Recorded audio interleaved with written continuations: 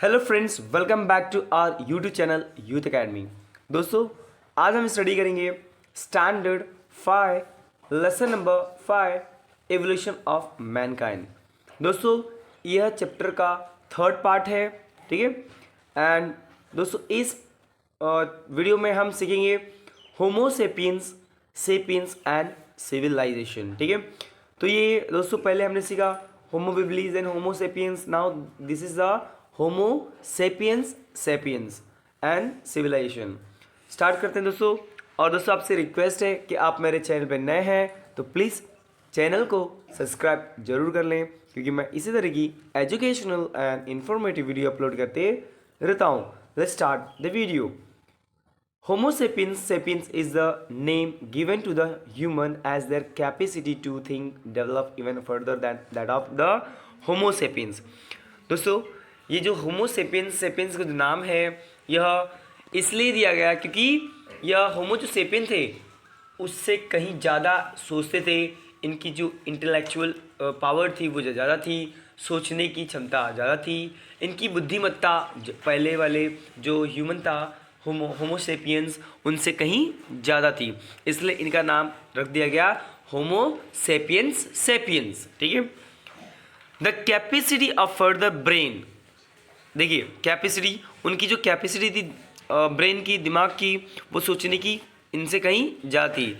And their grasping power also develop further with time, और धीरे धीरे इनका जो सोचने का, काम करने का जो तरीका था, दिमाग था, ये इस्तेमाल करने लगे, वह कहीं ज़्यादा इस्तेमाल करने लगे पहले वाले ह्यूमन से। वी द मॉडर्न ह्यूमन्स, हम जब इस आधुनिक समय में आ चुके हैं, आर होमो सेपियंस सेपियंस, तो हम क्या हो गए, homo sapiens sapiens. The appearance and health characteristics of human beings indicate their similarity to their ancestor। और आपको बताते हैं जो अपीयरेंस है, जो ऊपरी जो हमारा जो सिमिलरिटी है, जो हमारे अंगों का सेम सेम मैच दिखना, यह हमारे एंसेस्टर से हमको मिला है, ठीक है। This is known as heredity, और ये क्या, इसे क्या कहते हैं हम, हेरिडिटी, आनुवंशिकता कहते हैं, जिससे हमारे माँ बाप से हमें मिलता है, ठीक है। आपके अंदर जो भी गुण आ रहे हैं, तो सिंपल सी बात है, ये आपके माता पिता से आए हैं, और आपके माता पिता में आपके दादा दादी से आए हैं, ठीक है। तो इसे कहते हैं heredity. Genetics is a science that the study heredity, और जेनेटिक्स जो है जो साइंस में एक टॉपिक है जिससे हम पता करते हैं कि किसके वंशज हम हैं, ठीक है। तो genetically research has shown that we have inherited some trait of the Neanderthal man. तो जेनेटिकली जब रिसर्च किया गया तो पता चला कि कुछ जो हमारे अंदर गुण आए हैं वह निएंडरथल मानव से आए हैं। Thus, it can be said that the Neanderthal man and Homo sapiens are both ancestor of the modern human। तो इस प्रकार हम कह सकते हैं कि जो निएंडरथल का मानव था और होमो सेपियंस जो थे, ये दोनों ही क्या है कि दोनों के जो गुण हैं, जो उनके क्वालिटी है, जो ब्रेन है ना, इंटेलेक्चुअलिटी है, ये सब हमको अपने पूर्वजों से ही मिला है। Around 11,000 to 10,000 BC, Homo sapiens sapiens developed the techniques of cultivating land and keeping animals। दोस्तों, लगभग 11,000 से लेकर के 10,000, 11,000 से लेके 10,000 BC में, याद रखिए, Homo sapiens sapiens developed the technique of cultivating the land and keeping animals। और यह खेती करने लगे उस समय से लेकर के, और ऐसा अनुमान प्रमाण मिला है कि खेती करना और जानवरों को पालना, ठीक है, इन्होंने आरंभ कर दिया, शुरुआत कर दिया।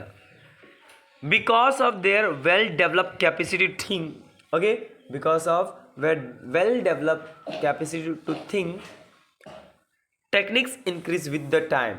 देखिए, speed at with they improve their technology increase by time, और जितना ये ज़्यादा सोचते थे, दिमाग का इस्तेमाल करते थे, तो इनकी स्पीड भी क्या हो गई, तेज हो गई, काम करने की क्षमता बढ़ गई।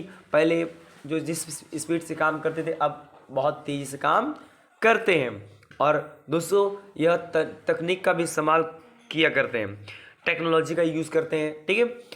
दे begin to live a more settle life, और पहले की अपेक्षा अब यह प्रॉपरली सेटल हो गए हैं, मतलब एक ही जगह बैठ करके अपना क्या करना, काम करना, और पूरा अपना खेती करना, कहीं बाहर नहीं जाना, शिकार करने नहीं जाना, ये सब के लिए, ठीक है। They begin to grow food grains in the field, और वह अनाज भी क्या करने लगे, उगाने लगे फसलों में, ठीक है, फसल उगाने लगे खेतों में। As a result the amount of carbohydrates in their food increase, और जिसके बदौलत उनके भोजन में, उनके खाद्य पदार्थ में कार्बोहाइड्रेट की मात्रा बढ़ गई, ठीक है। The change lifestyle and diet affect the appearance of human, आपको पता ही है कि लोगों का खान पान से उसका शरीर का बनावट चेंज हो जाता है। लोग जो चीज़ खाएंगे उसके हिसाब से ही उनका शरीर क्या होता है, बदलने लगता है। आप ज़्यादा फैटी चीज़ खाओगे, ऑयली चीज़ खाओगे, घी वगैरह खाओगे तो आपका शरीर थोड़ा सा हेल्दी हो जाएगा, मोटापा हो जाएगा आपका शरीर में, है ना। जैसे आप खाओगे हल्दी घी वगैरह तो आपका शरीर हेल्दी हो जाता है। तो ये जो मानव था उसमें उस खाने की वजह से इनके शरीर में क्या हुआ, बदलाव आने लगा, और अपीयरेंस भी चेंज होने लगा। चेहरे पर बाल जो थे वो भी कम होने लगे, क्योंकि हम क्या करने लगे, जानवरों के खाल इस्तेमाल करने लगे पहनने के लिए, ठीक है। तो धीरे धीरे इनके शरीर का भी जो रूप था वो बदलने लगा। Their body and the face grew smaller than they had been in the earlier generation, और उनका शरीर और उनका चेहरा स्पेशली सर जो है वो क्या होने लगा, छोटा होने लगा, ठीक है। क्योंकि पहले बहुत बड़े बड़े सर हुआ करते थे, अब धीरे धीरे क्या हो गए, छोटे होने लगे, ठीक है। The name homo sapiens sapiens reflect there intellectual and cultural rather than their physical proves. देखिए होमो सेपियन सेपियन का नाम इसलिए पड़ गया क्योंकि वह क्या थे, इंटेलेक्चुअल थे एंड कल्चरल थे, ठीक है, ना कर कि उनका फिजिकल अपीयरेंस, ठीक है। All animals must necessarily meet their basic needs for food, और दोस्तों हर जानवर को पता है आपको भोजन की आवश्यकता होती है, और इस प्रकार उनको अभी भोजन की आवश्यकता की पूर्ति इजीली हो जा रहा था, उनको शिकार करना नहीं पड़ता था। However, modern humans are not satisfied with only doing that much. लेकिन आपको क्या लगता है, सिर्फ जो आधुनिक मानव है, इस समय का मानव सिर्फ भोजन तक सीमित है क्या, सिर्फ खाना खा के बस रह जाता है क्या? नहीं, हम बहुत आगे निकल चुके हैं। हमारा जो सोचने की क्षमता है वो बहुत आगे निकल चुका है, हम चांद तक पहुंच चुके हैं, ठीक है। Through their efforts to enrich their lifes using their creativity, और दोस्तों और जो मानव है अपनी क्रिएटिविटी कलाओं की वजह से, उसके इंटेलेक्चुअल बुद्धिमत्ता की वजह से and skills, human beings acquire a culture, okay, उसकी स्किल्स, उसमें जो कला है उसकी वजह से जो मानव है वह बहुत आगे और बहुत ही डेवलप हो चुका है। The technological and cultural progress achieved by modern human after the beginning of the agriculture and domestication of animals has been extremely rapid. देखिए दोस्तों कि जो मॉडर्न जो ह्यूमन है वो क्या करने लगा, खेती वगैरह करने, एग्रीकल्चर खेती कल्टीवेशन करने लगा, एग्रीकल्चर का यूज़ ज़्यादा होने लगा। सो दे यूज डोमेस्टिकेशन ऑफ एनिमल्स, है ना, पालतू जानवरों को पालने लगे, ठीक है। गाय भैंस बकरी ये सब क्या हो गए, पाल करके, उनसे मुर्गियाँ पाल करके, उनसे अपना मांस, ऊन, भेड़ पाल करके ऊन, और बाकी जो जानवर पालने से उनको के दूध वगैरह का इजीली पूर्ति होने लगा। The history of the evolution of human that began from apes can be divided into various stages. दोस्तों जो मानव का विकास है, इस जो मानव का विकास का जो इतिहास है वह कई चरणों में बटा हुआ है, ठीक है, कई स्टेजेस में बटा हुआ है। इन द फॉलोइंग लेसन, हम अगले जो लेसन में क्या पढ़ने वाले, देखिए, we shall learn about various phase of human culture at these different stages.